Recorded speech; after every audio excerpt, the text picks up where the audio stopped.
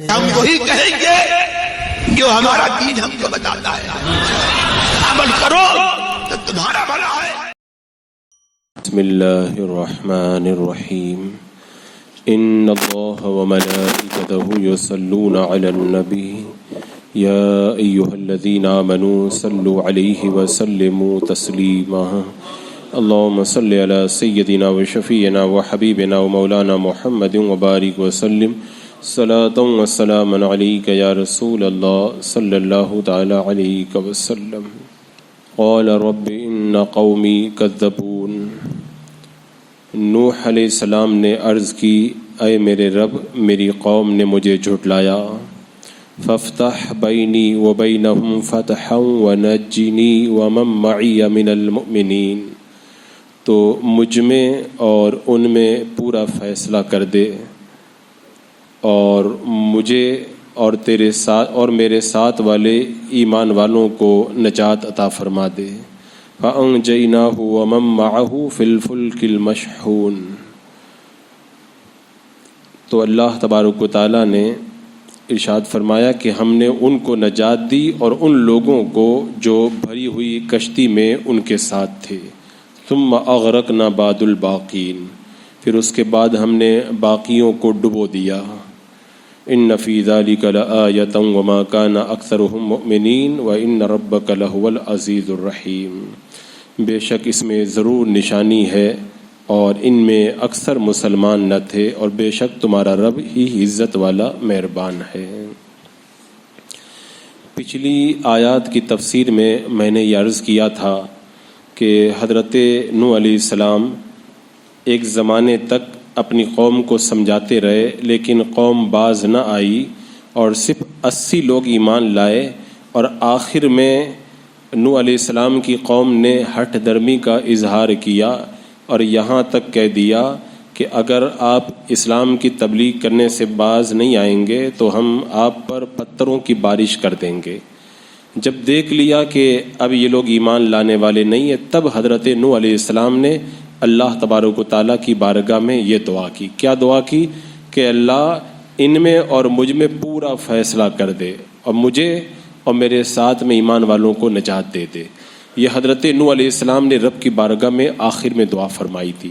یہ تو اس آیت کریمہ میں ہے، اور دوسری آیتوں میں آپ دیکھیں حضرت نوح علیہ السلام نے کیا رب کی بارگاہ میں دعا۔ ایک جگہ ہے اللہ تعالیٰ ارشاد فرماتا ہے کہ یہ دعا فرمائی انی مغلوب فانتصر، اے اللہ میں مغلوب ہوں تو میرا بدلہ لے لے۔ یعنی یہ لوگ ایمان نہیں لا رہے، دھمکی الگ سے دے رہے ہیں۔ اور ایک جگہ یہ ہے کہ دعا فرمائی رب انصرنی بما کذبون، اے میرے رب میری مدد فرما کیونکہ ان لوگوں نے مجھے جھٹلا دیا ہے۔ اور ایک جگہ ہے کہ یہ دعا فرمائی کہ رب ان قومی کذبون فافتح بینی وبینہم فتحا ونجنی ومن معی من المؤمنین، یعنی میرے رب میری قوم نے مجھے جھٹلایا تو مجھ میں اور ان میں پورا فیصلہ کر دے اور مجھے اور میرے ساتھ والے مسلمانوں کو نجات دے دے۔ اور دعا کے الفاظ کیا تھے حضرت نوح علیہ السلام کے؟ رب لا تذر علی الارض من الکافرین دیارا، اے اللہ اے میرے رب زمین پر کافروں میں سے کوئی بسنے والا مت چھوڑ، یعنی جتنے کافر ہیں سب کو برباد کر دے۔ اور حضرت نوح علیہ السلام نے کہا مولا انک ان تذرہم یضلوا عبادک ولا یلدوا الا فاجرا کفارا، کہ اگر تو ان کو چھوڑے گا نا تو یہ تیرے بندوں کو گمراہ کر دیں گے اور یہ اولاد بھی ایسی جنیں گے جو بدکار اور بڑی ناشکری ہوگی۔ اب حضرت نوح علیہ السلام نے اللہ تبارک و تعالیٰ کی بارگاہ میں جب یہ دعا کی تو پھر اللہ تبارک و تعالیٰ نے عذاب کو نازل فرما دیا۔ اب وہ عذاب کیسا عذاب تھا، اس حوالے سے میں نے ایک جگہ پوری تفصیل کے ساتھ میں بتایا تھا کہ حضرت نوح علیہ السلام کی دعا پر اللہ تبارک و تعالیٰ نے کیسا عذاب نازل فرمایا تھا۔ وہ صرف مختصر طور پر میں چند جملوں میں اس کا اعادہ کر دیتا ہوں کہ حضرت نوح علیہ السلام نے 950 سال تک سمجھایا، نہیں مانے، اور پھر آخر میں دھمکی پر اتر آئے، رب کی بارگاہ میں دعا کی، پروردگار عالم نے فرمایا کشتی بناؤ۔ اب حضرت نوح علیہ السلام نے کشتی تیار کی اور ساگوان کی لکڑی سے یہ کشتی تیار ہوئی۔ 20 سال میں یہ درخت تیار ہوا۔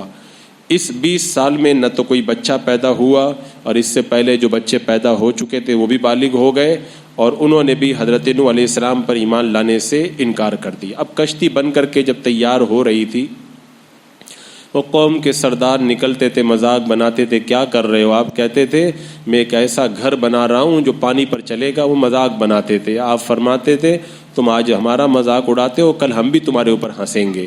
اور پھر جب 2 سال میں کشتی تیار ہوئی، کشتی کے اندر 3 منزلیں بنائے گئے، نیچے والے منزل میں جنگلی جانور، درندے اور حشرات الارض کو رکھا گیا، بیچ والے جو ہے پلاٹ کے اندر چوپایوں وغیرہ کو رکھا گیا، اور سب سے اوپر والا جو حصہ تھا اس میں حضرت نوح علیہ السلام اور آپ کے ساتھی یہ سب کے سب سوار ہو گئے۔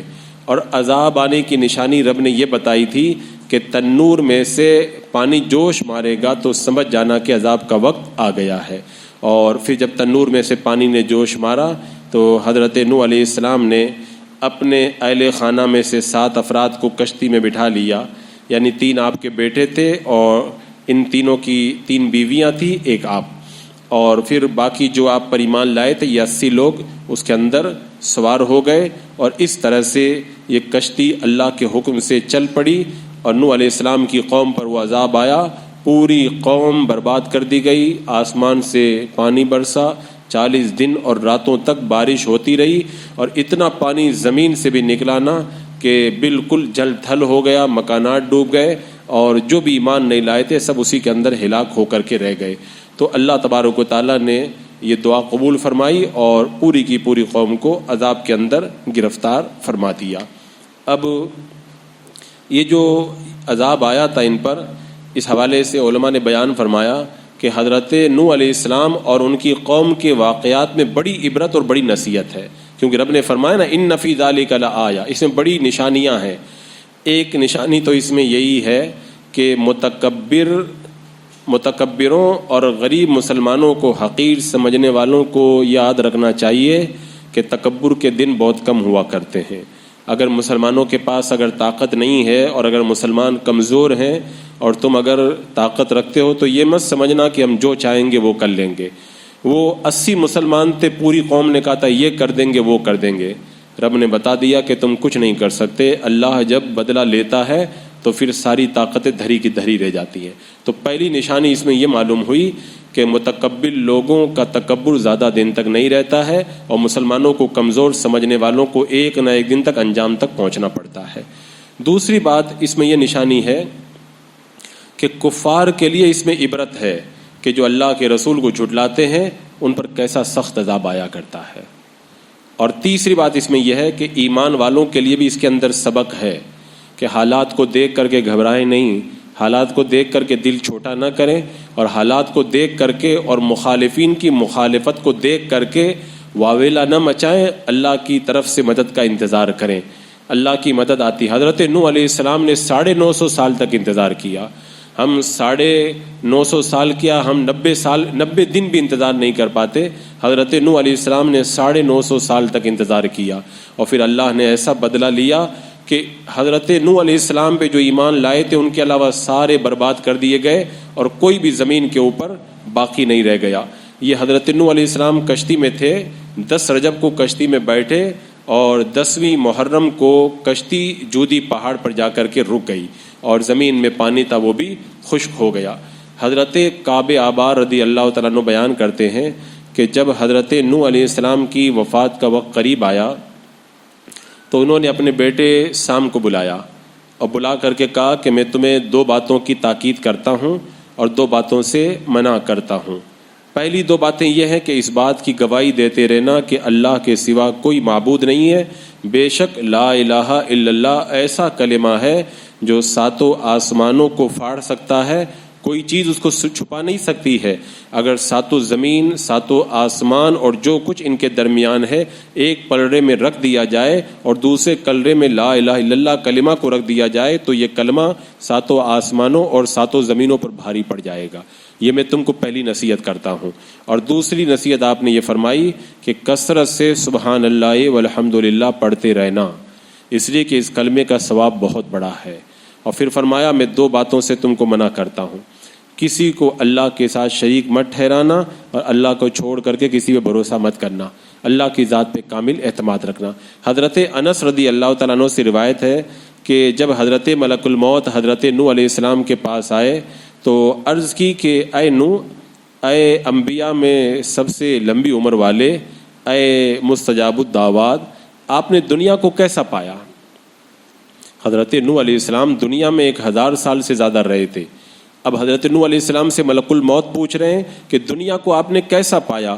تو حضرت نوح علیہ السلام نے جواب میں ارشاد فرمایا، میں نے دنیا کو اس شخص کی طرح پایا جس نے ایک گھر بنایا، گھر کے 2 دروازے تھے، ایک دروازے سے وہ داخل ہوا، دوسرے دروازے سے نکل گیا. اب آپ سوچیں، اگر ایک مکان کے 2 دروازے ہوں، آپ ایک دروازے سے اندر جائیں گے اور دوسرے دروازے سے نکل جائیں گے، کتنا منٹ لگے گا؟ چند سیکنڈ یا چند منٹ لگیں گے. حضرت نوح علیہ السلام نے فرمایا کہ مجھے جو اتنی لمبی عمر دی گئی نا، وہ کچھ بھی نہیں، پلک جھپکتے ہی پوری کی پوری عمر گزر گئی. تو جب 1000 سال ایسے گزر جاتے ہیں تو میری اور آپ کی جو 25-50 سال کی زندگی ہے وہ کیسے گزر جائے گی؟ اب اس کے باوجود بھی بندہ یہ سمجھے کہ ابھی تو میں جوان ہوں، ابھی تو میں بوڑھا بھی ہوں گا اور یہ بھی کروں گا وہ بھی کروں گا، تو یہ اس کی نادانی ہے. اس لیے کہ بندہ جب موت کو بھول جاتا ہے تبھی گناہ کرتا ہے. 1000 سال کی عمر پلک جھپکتے گزر جاتی ہے. ہم کو لگتا ہے کہ ابھی بہت سال باقی ہے. جب قبر میں بندہ جائے گا تو اس کو ایسا لگے گا کہ میں تو دنیا میں صرف ایک ہی دن تو رکا ہوں خالی، یا سوچے گا کہ آدھا دن ہی رک کر کے میں آیا ہوں. ایسے پلک جھپکتے ہی بندے کی زندگی گزر جاتی ہے. حضرت عبداللہ ابن عباس رضی اللہ تعالیٰ عنہ فرماتے ہیں، حضرت نوح علیہ السلام 40 سال کی عمر میں مبعوث ہوئے، اعلان نبوت آپ نے کیا. 950 سال اپنی قوم کو دعوت دیتے رہے، یہ ہو گیا 1000 سال. طوفان نوح کے بعد میں 60 سال تک دنیا میں رہے، تو آپ کی عمر 1050 سال کی ہوئی. اس کے علاوہ عمر شریف کے بارے میں اور بھی بہت سارے قول ہیں.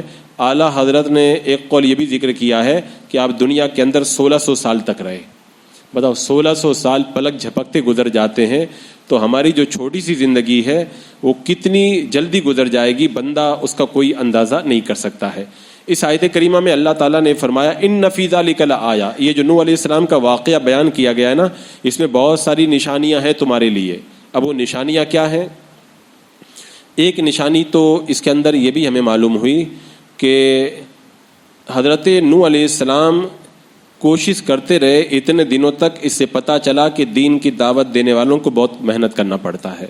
دوسری بات یہ ہے کہ انبیاء کرام بڑے بہادر ہوتے ہیں. پوری قوم کہہ رہی ہے پتھر مار مار کے آپ کو ہلاک کر دیں گے، آپ کہہ رہے ہیں جو کرنا وہ کر لو، میں نہیں ڈرتا. بتاؤ نبی کتنا بہادر ہوتا ہے، نبی کی شجاعت کتنی ہوتی ہے. پوری دنیا ایک طرف، اللہ کا نبی ایک طرف، پھر بھی نہیں ڈرتا ہے. تیسری بات اس سے یہ پتہ چلی کہ اللہ کے جو نبی ہوتے ہیں وہ دنیا کی لالچ میں دین کا کام نہیں کرتے ہیں. کہا تھا نا میں تم سے کوئی اجرت نہیں مانگتا ہوں. اگر کوئی آج کے دور میں بھی دین کا کام کرے اور علماء نے جو پیسہ لینا جائز قرار دیا ہے اگر وہ لے تو کوئی حرج نہیں ہے، لیکن پھر بھی بندہ اگر فی سبیل اللہ کام کرتا ہے تو اس کی بات ہی الگ ہوا کرتی ہے اور اس کی تبلیغ کا اثر ہی الگ ہوا کرتا ہے. اور اسی طرح ایک بات یہ بھی معلوم ہوئی کہ حضرت نوح علیہ السلام سے کافروں نے کہا تھا غریبوں کو الگ کر دیں، تو آپ نے جواب میں کہا تھا کہ میں غریبوں کو الگ نہیں کر سکتا. دیکھیں آپ ہمت دیکھیں، آج لوگ اتنی ہمت نہیں کر پاتے ہیں، اور جب اس طرح کی بات آتی ہے نا کہتے ہیں جی جی ہاں میں ہاں ملا لیتے ہیں. حضرت نوح علیہ السلام نے ہاں میں ہاں نہیں ملائی، کہا تم کو جو کرنا ہے وہ کر لو، میں غریبوں کو اپنے پاس سے الگ نہیں کروں گا. اور ایک بات اس سے یہ بھی معلوم ہوئی کہ مالداروں نے غریبوں کو چھوٹی نظر سے، حقارت کی نظر سے دیکھا اور حضرت نوح علیہ السلام سے کہا کہ ان کو الگ کر دو. تو اس سے یہ پتہ چلا کہ غریبوں کو حقارت کی نظر سے دیکھنا یہ مسلمانوں کا طریقہ نہیں ہے، کافروں کا طریقہ ہے. اور مالداروں کے لیے بھی اس کے اندر یہ عبرت ہے کہ دینداروں کو غربت کی وجہ سے حقیر نہ سمجھیں، اس لیے کہ چاہے کوئی کتنا بھی بڑا مالدار ہو جائے، دینداری اگر کسی میں ہے تو وہی بڑا ہوا کرتا ہے. آج کل آپ دیکھیں رمضان المبارک کے مہینے میں جب علماء کرام چندہ کرنے آتے ہیں تو سیٹ لوگ لائن لگواتے ہیں، چکر لگواتے ہیں. ان کو پتہ نہیں ہے کہ دین کا کام جو ہے نا وہ دوسروں کو حقیر سمجھ کے نہیں کیا جاتا ہے، بلکہ دین کا کام کرنے کے لیے جگر چاہیے اور اخلاص چاہیے، اخلاص کے ساتھ دین کا کام کیا جاتا ہے. اور ایک اور بات اس آیت کریمہ کی روشنی کے اندر یہ بھی معلوم ہوئی کہ حضرت نوح علیہ السلام کا جو یہ واقعہ یہاں پہ ذکر کیا گیا، انہوں نے کیا کہا تھا؟ ہم آپ پر ایمان نہیں لائیں گے اس لیے کہ آپ تو ہمارے جیسے انسان ہیں. کفار کا دماغ دیکھو، ان کی عقل دیکھو. پتھر خدا ہو سکتا ہے ان کی نظر میں، لیکن انسان نبی نہیں ہو سکتا ہے. پتھر کو خدا ماننے کے لیے تیار ہے لیکن انسان کو نبی ماننے کے لیے تیار نہیں ہے. اور ایک بات یہ بھی معلوم ہوئی اس آیت کریمہ میں کہ نبی بشیر بھی ہوتا ہے، نذیر بھی ہوتا ہے. یعنی اللہ کا نبی صرف خوشخبریاں نہیں سناتا ہے، خوشخبری بھی سناتا ہے، اللہ کے عذاب سے ڈراتا بھی ہے. تو آج بھی اگر علماء کرام اگر تقریر میں بشارتیں دیں تو ایسے اللہ کے خوف سے ڈرانا بھی چاہیے. اور اگر کوئی اللہ کے خوف سے ڈرائے، اللہ کے عذاب سے اگر کوئی ڈرائے نا، تو بندے کو اس پر اعتراض نہیں کرنا چاہیے. کچھ لوگ کہتے ہیں کہ فلاں تو جو ہے وہ اتنا ڈراتے ہیں کہ پھر ہم کو رات میں نیند بھی نہیں آتی ہے. تو یہ تو اچھی بات ہے اگر اللہ کے خوف سے بندے کی نیند اڑ جائے تو وہ. اور ایک اور ضروری بات اس آیت کریمہ میں یہ بھی معلوم ہوئی کہ دین کی تبلیغ کے اندر دلیل بھی دی جاتی ہے اور ڈرایا بھی جاتا ہے. حضرت نوح علیہ السلام نے دلیل بھی دی اور ڈرایا بھی، اگر تم نہیں ایمان لاؤ گے تو تم پر عذاب آئے گا. تو پتہ چلا کہ دین کا کام دلیل کی روشنی میں بھی کیا جاتا ہے اور ڈرا کر کے بھی کیا جاتا ہے. اب کچھ لوگ دلیل سے مان جاتے ہیں، کچھ لوگ ڈر کر کے مان جاتے ہیں. تو یہ حضرت نوح علیہ السلام کے اس قصے کے اندر بے شمار ہمارے لیے نصیحتیں ہیں. بندہ اگر ان کے اوپر غور کرے تو اسے بہت سارے یہ موتی حاصل ہوں گے. تو اس آیت کریمہ میں رب نے فرمایا بے شک اس میں ضرور نشانی ہے اور اس میں سے اکثر لوگ ایمان والے نہیں ہیں. تو اس آیت کریمہ سے پتہ چلا کہ ایمان والے لوگ ہمیشہ کم ہی ہوتے ہیں. سوسائٹی کے اندر آپ دیکھ لیں کہ بے ایمان لوگوں کی تعداد زیادہ ہوتی ہے اور ایمانداروں کی تعداد جو ہے وہ بہت کم ہوا کرتی ہے. لیکن عزت والے اللہ کی بارگاہ میں وہی ہوتے ہیں جو ایمان والے اور تقوی اور پرہیزگاری والی ہوا کرتے ہیں. بسم اللہ الرحمن الرحیم.